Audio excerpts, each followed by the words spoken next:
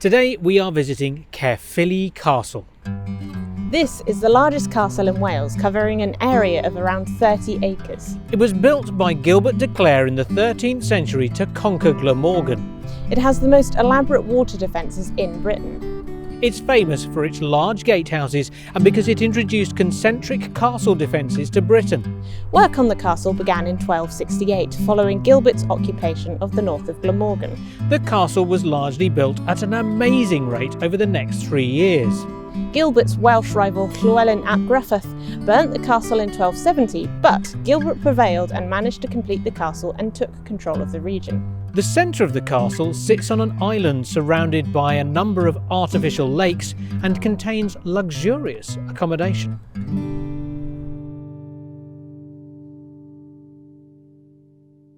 As you enter Caerphilly, you get to see how the concentric thing works much more clearly. You come in through the Eastgate House, the East Outer Gatehouse to be precise, and then you've got an inner moat to go with your massive outer moat. Once you've come in through that, you reach another gatehouse, and then another one here. This tower has, as you can tell, something of a lean on it. Apparently the lean of this tower is greater than the lean of the Leaning Tower of Pisa. I don't really know quite why it's still standing. It doesn't really look like it ought to be, but I'm taking a leap of faith and I'm standing basically where it will, I should imagine, eventually fall. I mean, you can tell that it leans out a long way because where I'm standing now, which is a good several feet from the wall, I'm getting dripped on by the top of the tower. It leans out far enough that it drips here.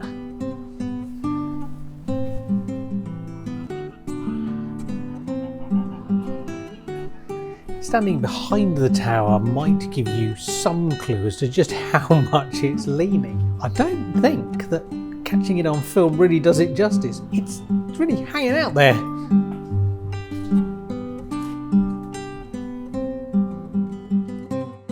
Behind me is a trebuchet, the siege engine that was used to lob bits of rock and flaming things into the castle to either knock bits of the walls down or to cause as much carnage as possible. And if fire got into a castle, then that was pretty catastrophic because there's an awful lot of wood in it. This slightly more slender looking beast behind me here is what is called a Perrier, and a Perrier is used for quick fire rounds. It's got a slingshot on it that you can draw back and whoosh, ping. So you've got your rapid fire and you've got your big punch. Gatehouses. Gatehouses everywhere. Caerphilly Castle is inundated with them. This is one behind me, there are a load of them over there. In fact, basically if you approach the castle from any direction, chances are you're going to hit a gatehouse. And it's not really surprising, although this was quite a defensible looking structure and the moats and the lakes and what have you made it incredibly defensible. It was also somewhere that was really quite luxurious, and if you're going to have somewhere that's really quite luxurious, it would be a bit of a pain in the neck if any time you wanted to go in and out of it you had to walk all the way around the thing, and that's a bit of a pain in the neck. Much easier to have a gatehouse here and a gatehouse there and a gatehouse there. So gatehouses everywhere.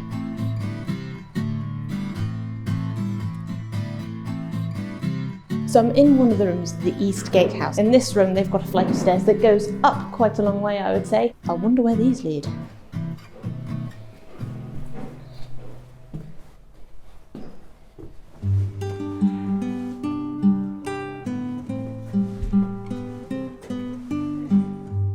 Before you reach the roof, you come out onto this, which is a walkway that goes around the inner ward.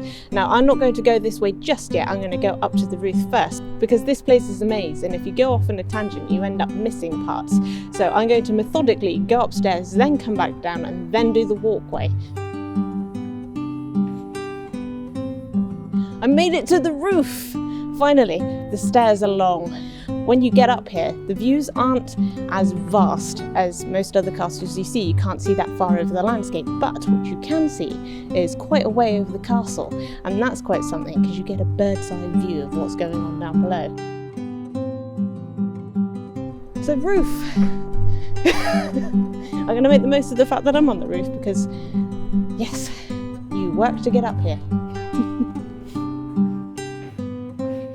Just over halfway up the steps, or a little way down, is this walkway, and I am going to see what's on the other side.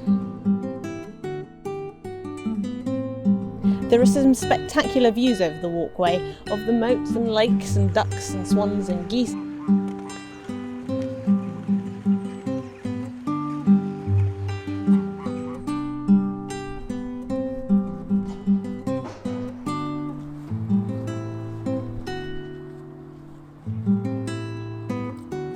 The inner ward is really quite interesting because there's this real mishmash of styles. You come in through the inner east gate, and the inner east gate is really nicely finished off. It looks really well polished. In fact, it could almost look new. But on the other side, you've got the inner west gate, and that's all raggedy and falling apart.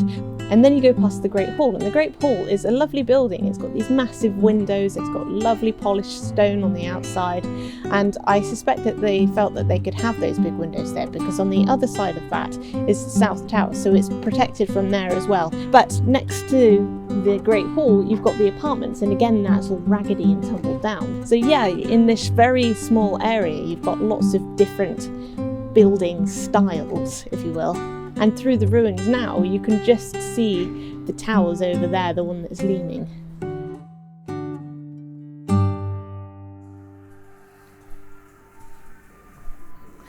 This is a lot of the point of this place. It's all about lavish living and entertainment, and this is lavish.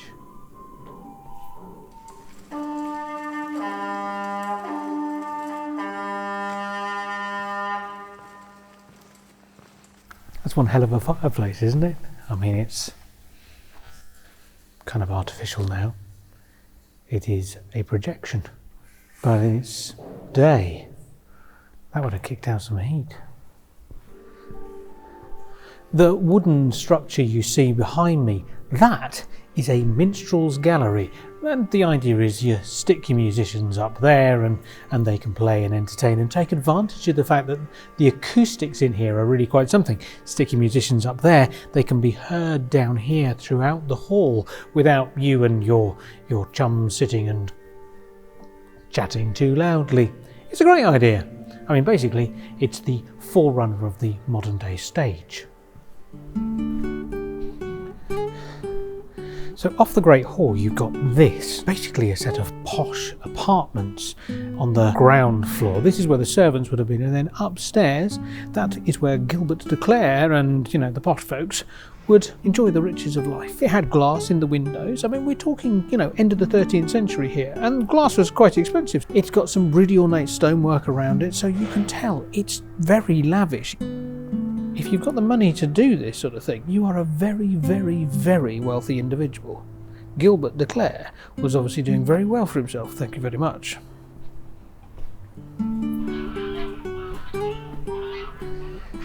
This really is incredibly well made, this place. I mean, it's lavish, it's defensible, it's lovely. It's everything you want in a castle.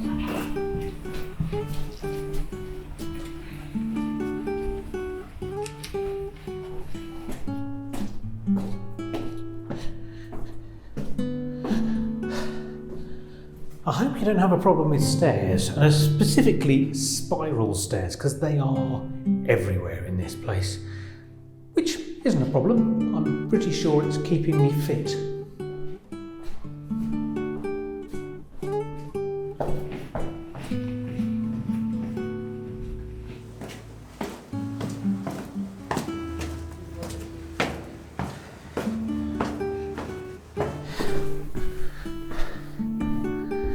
But all the steps are worth it because you end up seeing rooms like this. This is part of that main gatehouse, and it's amazingly lavish. I mean, it's really nice in here. See what I mean? It's vast. And it's worth bearing in mind that what we're actually standing above now is the drawbridge room. So, up here, you're pretty safe.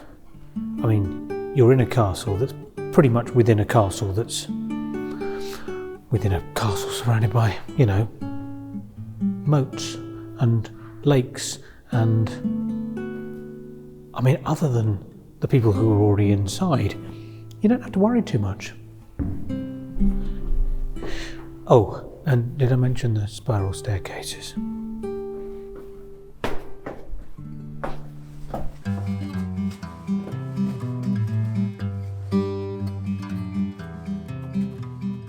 You go just a little way up the stairs and you come into this quite interesting little circular room. There are little alcoves off the side of it. They go into rooms with windows that you could shoot from because there are archer slits in them. Apart from that window there, they're all archer slits. And this is just off the main inner ward. So you've got this separate tower that comes off here and it's got a roof. So this is it. It sticks out. It's here for this room. And then the stairs go further up, and presumably to the roof. So I've come to the highest point that I can reach in the west tower, and as you can see, it's got a roof, which is the roof, I'm guessing, of the circular room that Joe's just been in. And although you could go slightly higher, there's a gate with a lock, which means that I can't go any higher. I'd like to go up there because I'm guessing that the views from there are fantastic. The views from here are pretty good too.